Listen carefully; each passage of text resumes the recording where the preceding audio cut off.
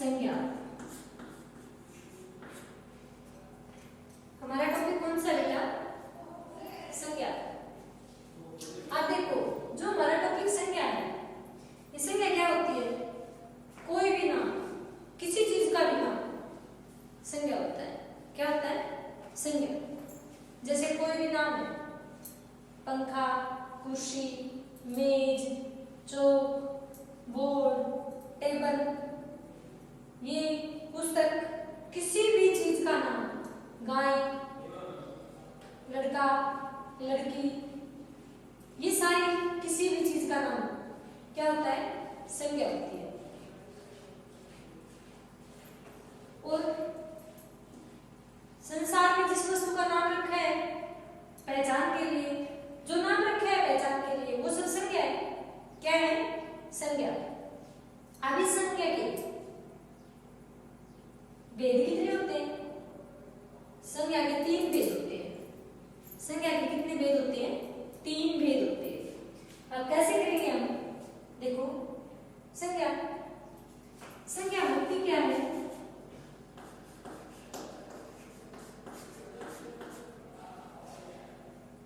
पहले तो मैंने बताया है कि किसी भी नाम को हम संज्ञा कहते हैं, चाहे वो नाम कोई भी हो, चाहे इंसान का नाम हो, चाहे प्राणी का हो, चाहे वस्तु का हो, ठीक है, चाहे वो हमारे भाव नहीं हो, जो हम भाव व्यक्त करते हैं, वो सब संज्ञा है। तो हमारी संज्ञा क्या होगी? किसी व्यक्ति, वस्तु, स्थान या भाव के नाम को, भाव के नाम को संज्ञा कहते हैं। देखो, किसी व्यक्ति, वस्तु, व्यक्ति मीन्स कोई भी जीव, प्राणी, कोई भी जिसमें जीवन हो, तो कोई भी व्यक्ति, वस्तु, स्थान या फिर भाव के नाम को संज्ञा कहते हैं। जैसे व्यक्ति के लिए लिख रही हूं मैं मोहित, वस्तु के लिए लिख रही हूं किताब, स्थान के लिए ताजमहल, ताजमहल, और भाव के लिए ईमानदारी।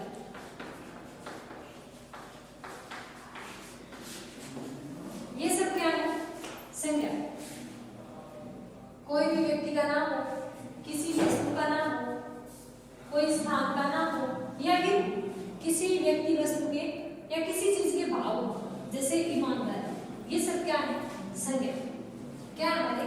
संज्ञा। आप देखो, इस संज्ञा में जो हमारी संज्ञा है, इसके भेद कितने होते हैं? 3। संज्ञा के कितने भेद होते हैं? 3। सबसे पहले है व्यक्तिवाचक। व्यक्तिवाचक संज्ञा, उसके बाद हमारा जातिवाचक संज्ञा,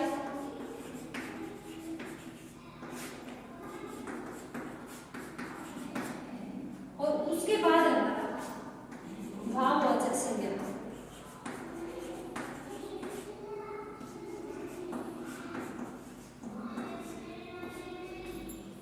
ठीक है, देखो, व्यक्तिवाचक संज्ञा, जातिवाचक संज्ञा और भाववाचक संज्ञा। और व्यक्तिवाचक संज्ञा में क्या होगा? व्यक्तिवाचक संज्ञा में किसी भी विशेष व्यक्ति के नाम को बोध करते हैं, वो हमारा क्या होता है? व्यक्तिवाचक संज्ञा। क्या होता है? व्यक्तिवाचक संज्ञा। जैसे बहुत सारे बच्चे बैठे हैं और किसी एक बच्चे को कहा जाए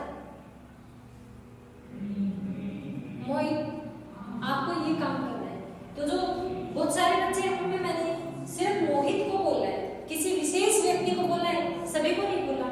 वरना मोहित क्लास में 5 मोहित है, तो मैं उसको मोहित को बुलाऊंगी, उसके साथ में उसका फादर नेम अनाउंस करूंगी, ताकि वो विशेष हो जाएगा, क्योंकि वैसे 5 मोहित है, 5 खड़े हो जाएंगे, फिर तो वो हमारा संज्ञा किसमें चला जाएगा? जातिवाचक में चला जाएगा। लेकिन व्यक्तिवाचक में स्पेशल मैं एक ही बच्चे को बुलाऊंगी या तो उसका रोल नंबर बोलूंगी या उसके फादर नेम साथ में बोलूंगी, तभी व्यक्तिवाचक, क्योंकि वो विशेष व्यक्ति को बोध किया है, वो होता है हमारा व्यक्तिवाचक संज्ञा। अब जातिवाचक संज्ञा, जैसे क्लास में बैठे 5 ही मोहित है, मैंने कहा मोहित स्टैंड अप, 5 स्टैंड अप हो गए, क्योंकि मैंने उनको ये नहीं बोला किस मोहित को खड़ा होना, मैंने कहा है मोहित स्टैंड अप, तो उसमें क्या हुआ हमारा, सारे मोहित है 5, तो वो पूरी समुदाय जाति को बोध कर रहे हैं, तो इसलिए हमारा कौन सा हो जाएगा, जातिवाचक संज्ञा। अब हमारा है तीसरा भाववाचक संज्ञा। भाव क्या होता है, जिस चीज को हम देख नहीं सकते और हम टच नहीं कर सकते, छू नहीं सकते, सिर्फ हम महसूस करते हैं, वो हमारा कौन सा है, भाववाचक संज्ञा। जैसे ईमानदार, कोई बच्चा ईमानदार है, किसी बच्चे को 10 रुपीज मिल गई, तो वो 10 रुपीज अगले दिन वो अपने क्लास इंचार्ज को देता है या फिर प्रिंसिपल सर को देता है या किसी और टीचर को देता है, तो उसको महसूस होता है कि वास्तव में बच्चा क्या है, ईमानदार है। उसको टच नहीं किया ना, टच किया तो किसको किया, बच्चे को, छुआ तो बच्चे को छुआ। अगर हमने और देखा भी नहीं, देखा है तो हमने किसको देखा, बच्चे को, उसकी जो ईमानदारी है, उसका जो गुण है, वो तो हमने सिर्फ महसूस किया है, उसको क्या कहेंगे, भाववाचक संज्ञा।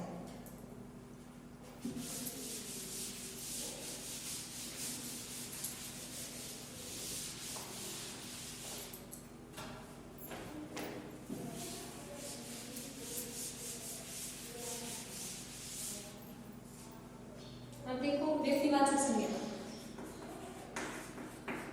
व्यक्तिवाचक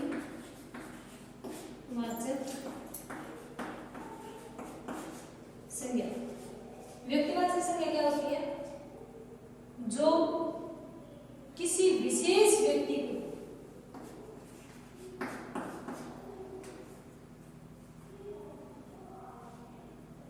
जो शब्द किसी विशेष व्यक्ति के किसी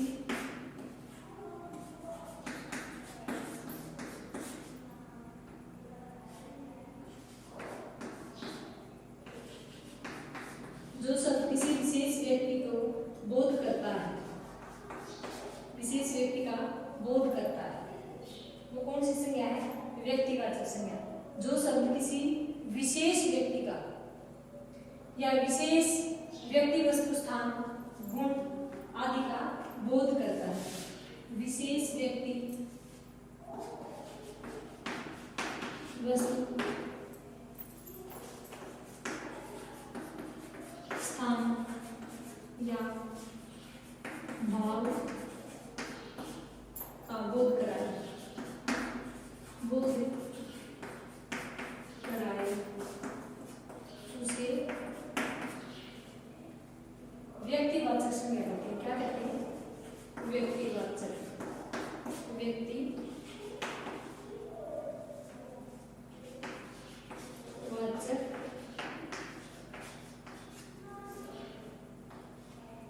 संज्ञा कहते हैं।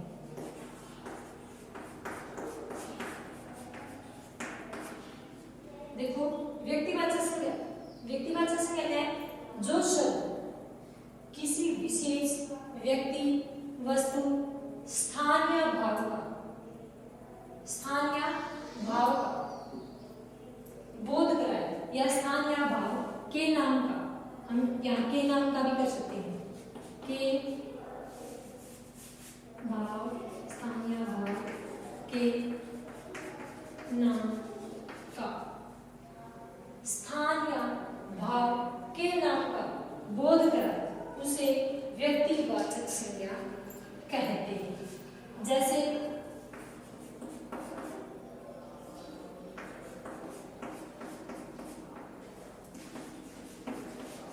मोहन, ताजमहल, महात्मा गांधी,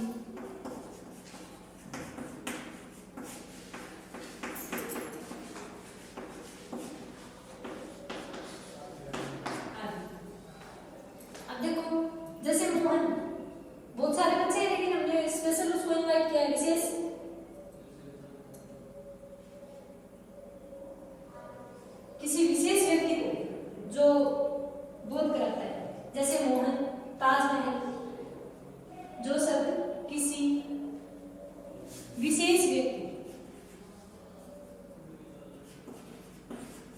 किसी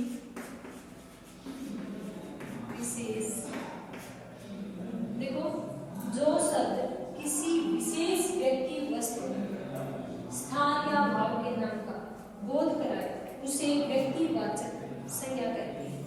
जैसे मोहन, ताजमहल, महात्मा गांधी आदि, उसको क्या कहते हैं? व्यक्तिवाचक संज्ञा। क्या कहते हैं? व्यक्तिवाचक संज्ञा। जैसे मोहन, ताजमहल, महात्मा गांधी। अब आगे करेंगे भाववाचक, जातिवाचक, जातिवाचक संज्ञा।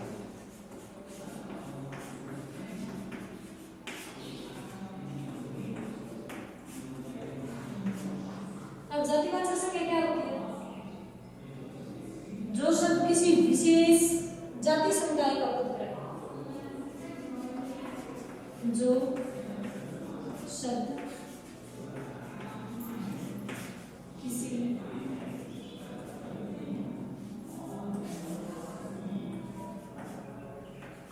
विशेष जाति का बोध कराए, विशेष जाति का बोध कराए उसे जातिवाचक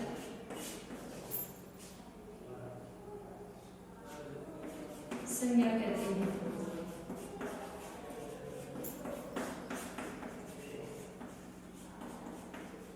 जैसे देखो, जो शब्द किसी विशेष जाति का बोध करवाए उसे जातिवाचक संज्ञा कहते हैं। जैसे लड़का, चिड़िया। कैसे होगा ये? लड़का, जैसे लड़के हैं तो वो किसी विशेष नाम को संबोधित नहीं कर रहे, हम कह रहे हैं वहां लड़के खड़े हैं, तो लड़के जो है वो कौन सी संज्ञा हो जाएगा? जातिवाचक। ऐसे ही चिड़िया, चिड़िया खड़ी है, चिड़िया दाना चुग रही है, तो चिड़िया हमने किसी, बहुत सारी चिड़िया हमें पता नहीं, अपने स्पेशल किसी विशेष चिड़िया को नहीं बताया, इसलिए कौन सा है? चिड़िया दाना चुग रही है, तो चिड़िया दाना चुग रही है तो कौन सी चिड़िया क्या हो जाएगा? जातिवाचक संज्ञा। अब हम आगे करेंगे भाववाचक संज्ञा। भाववाचक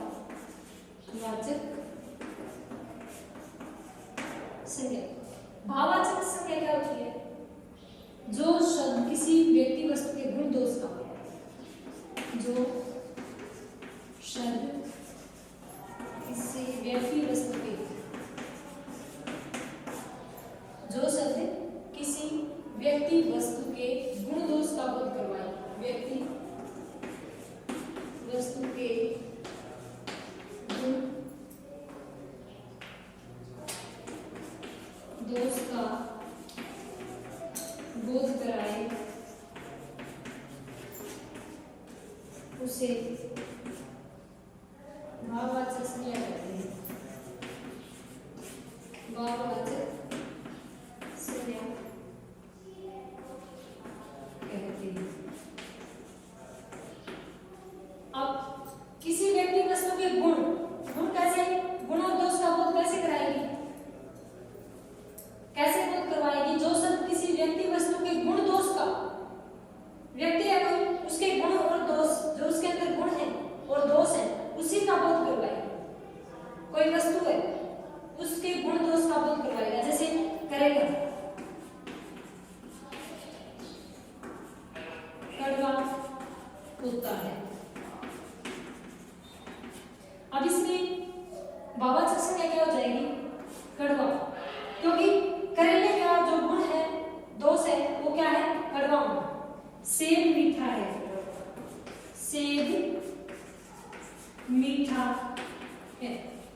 अब इसमें जो हमारा मीठा है, या सेब में मिठास है, सेब में मिठास है। अब मिठास करेंगे, सेब में मिठास है, तो जो मिठास है ये हमारा क्या हो जाएगा? भाववाचक संज्ञा, क्योंकि इसमें जो सेब का गुण या दोष है वो हमारा क्या है? मिठास। तो इसका जो बोध करवाएगा वो क्या है? हमारा जातिवाचक संज्ञा। और व्यक्तिवाचक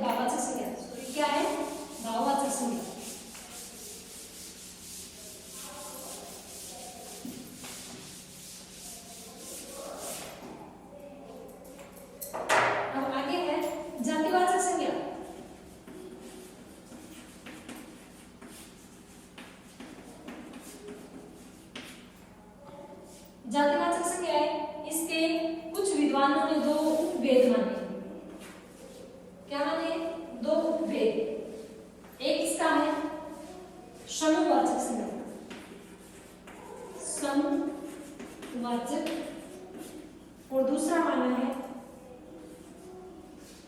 समूहवाचक और द्रव्यवाचक, द्रव्यवाचक संज्ञा। देखो जो हमारी जातिवाचक संज्ञा है ना, इसके कुछ विद्वानों ने दो उपभेद माने हैं, या जातिवाचक संज्ञा के दो भेद माने हैं। एक तो हमारा माना है समूहवाचक और दूसरा माना है द्रव्यवाचक। समूह में कैसे होगा, जैसे कक्षा, समूह हो जाएगा क्योंकि कक्षा में बहुत सारे विद्यार्थी हैं और विद्यार्थियों का एक समूह बन जाता है। तो जहां समूह की बात है वो किस में आएगी, समूहवाचक में। कक्षा, टीम, टीम जैसे खिलाड़ी होती है, टीम होती है, और वो टीम है तो उसमें काफी खिलाड़ी होते हैं, बहुत सारे, और जो बहुत सारे खिलाड़ी होते हैं उनका एक समूह बन जाता है। भीड़, जहां पे भीड़ होती है तो वहां लोगों का समूह होता है। ये इसके उदाहरण समूहवाचक संज्ञा, जैसे कक्षा, टीम, भीड़। अब द्रव्यवाचक में क्या होगा, इसमें जो द्रव्य चीज है जैसे धातु, धातु में क्या आएगा, सोना, चांदी, पानी,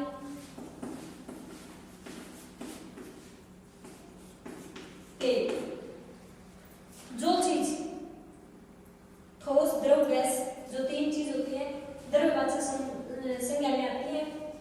जैसे कोई भी धातु है, सोना, चांदी, पानी, तेल, ये सब किसमें आते हैं, द्रव्यवाचक। अभ्यास इसका संज्ञा। अब हमारी एक्सरसाइज शुरू होती है, ठीक है। अभ्यास, अभ्यास में क्या है, संज्ञा के कितने भेद होते हैं, संज्ञा के भेद होते हैं।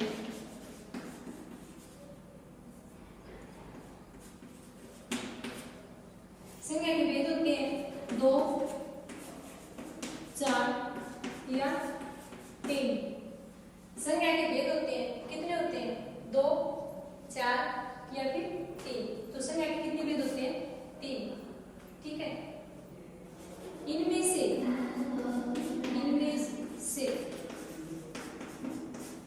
कौन सा व्यक्तिवाचक संज्ञा है, व्यक्तिवाचक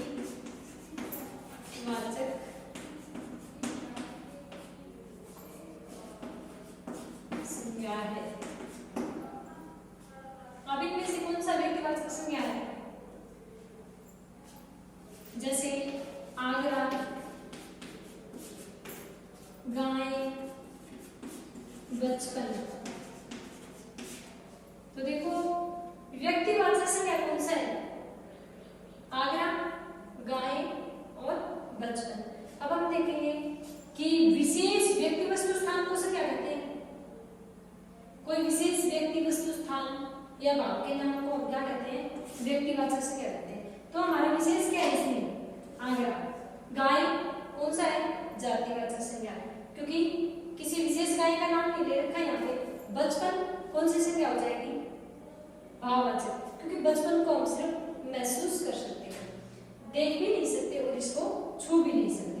तो जो ऐसी होती है जिस चीज को हम देख नहीं सकते, छू नहीं सकते, वो हमारी कौन सी हो जाएगी, भाववाचक संज्ञा। कौन सी हो जाएगी, भाववाचक संज्ञा।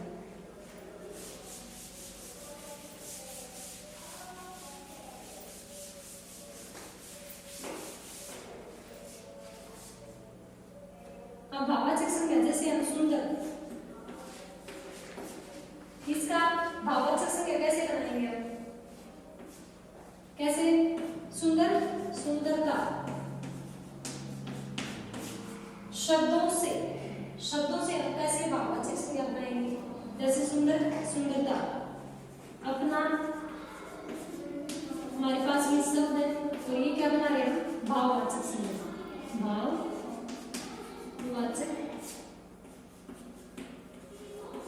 संज्ञा, ठीक है।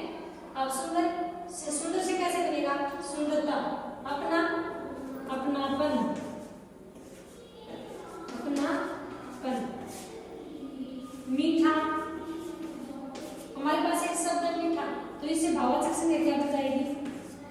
मिठास। ये हम शब्दों से किस प्रकार से हम भाववाचक संज्ञा बनाते हैं। अब सेंटेंस है हमारे पास, कोई वाक्य है हमारे पास, उस वाक्य में से अमन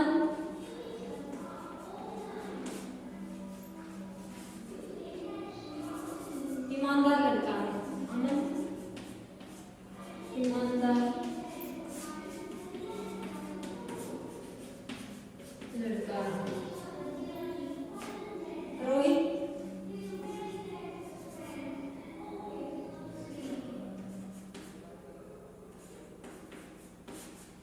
आगरा शहर से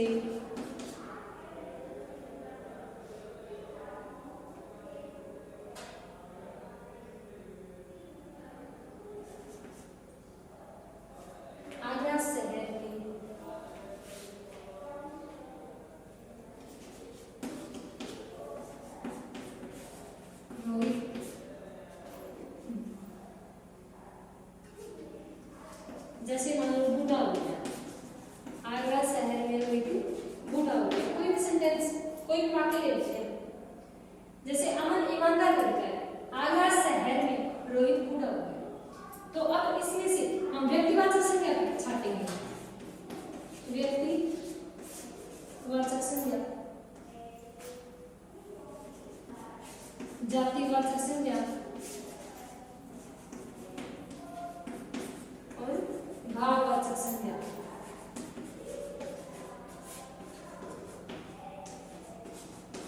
अब इसमें देखो अमन, अमन हमारा क्या है? व्यक्तिवाचक संज्ञा। अमन क्या है? व्यक्तिवाचक। आगरा में हमारा क्या है? अमन और आगरा, ये दोनों हमारे क्या हो गए? किसी विशेष व्यक्ति का नाम है, विशेष स्थान का नाम है। यहाँ रोहित, अब यहाँ पे अमन ईमानदार लड़का है, जातिवाचक संज्ञा क्या हो जाएगी? लड़का। ईमानदार हमारा क्या हो जाएगा? भाववाचक संज्ञा, ईमानदार।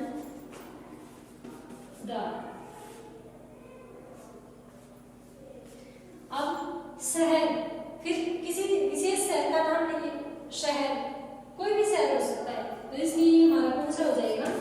जातिवाचक संज्ञा। अब फिर रोहित है, रोहित व्यक्तिवाचक हो गया। बूढ़ा हो गया, अब बूढ़ा हो गया। जो बूढ़ा शब्द है वो हमारा क्या हो जाएगा? क्योंकि उसको हम देख नहीं सकते, तो बूढ़ा हमारा क्या हो जाएगा? बूढ़ा से बुढ़ापा हो जाएगा। या आगरा शहर में रोहित बूढ़ा हो गया, या आगरा शहर में रोहित को बुढ़ापा आ गया। ठीक है, ये बूढ़ा या बुढ़ापा। ठीक है,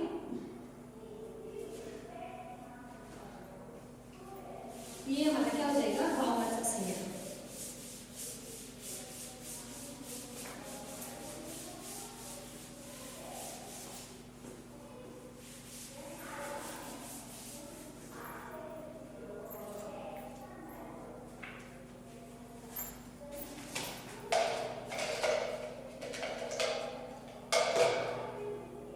अब देखो क्रिया, क्रिया हमारा क्या है? क्रिया शब्दों से भाववाचक संज्ञा बनाना। क्रिया शब्दों से भाववाचक संज्ञा बनाना। कैसे बनाएंगे? लिखना,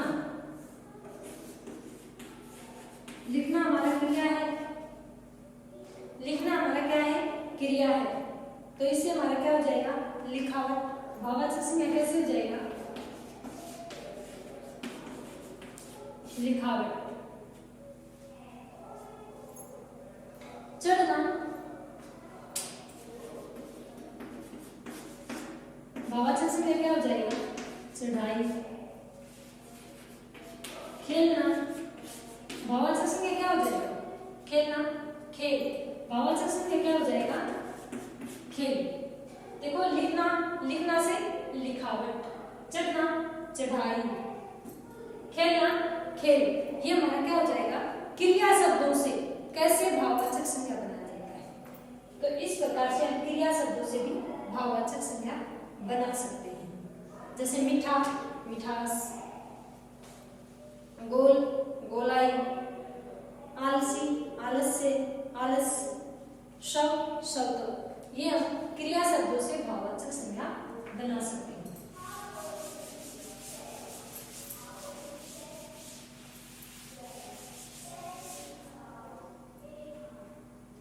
अब आपको समझ आया व्यक्तिवाचक संज्ञा किसे कहते हैं? किसी विशेष व्यक्ति, वस्तु, स्थान, किसी विशेष व्यक्ति, वस्तु, स्थान या फिर भाव के नाम को व्यक्तिवाचक संज्ञा कहते हैं। जातिवाचक संज्ञा जो किसी व्यक्ति, वस्तु, स्थान की संपूर्ण जाति का बोध करवाए, कि उसकी पूरी जाति का बोध करवाए, उसे क्या कहेंगे? जातिवाचक संज्ञा। भाववाचक संज्ञा क्या होगा? किसी व्यक्ति, वस्तु, स्थान जो भी है उनके गुण दोष का बोध कराए, उसे भाववाचक संज्ञा कहते हैं। अब जातिवाचक संज्ञा जो माना है हमने, जातिवाचक संज्ञा के दो उपभेद माने, कुछ भी माने। एक तो समूहवाचक, दूसरा द्रव्यवाचक। समूहवाचक में क्या होता है कि किसी भी समूह का बोध किया जाता है, जो किसी समूह के बारे में बताए या किसी समूह का बोध करवाए, उसे समूहवाचक संज्ञा कहते हैं। जैसे कक्षा, भीड़, दल। ऐसे ही द्रव्यवाचक संज्ञा जो किसी धातु, पदार्थ या द्रव्य आदि का बोध करवाए, उसे द्रव्यवाचक संज्ञा कहते हैं। जैसे पानी, तेल, सोना, चांदी, ये द्रव्यवाचक संज्ञाएं कहलाती हैं।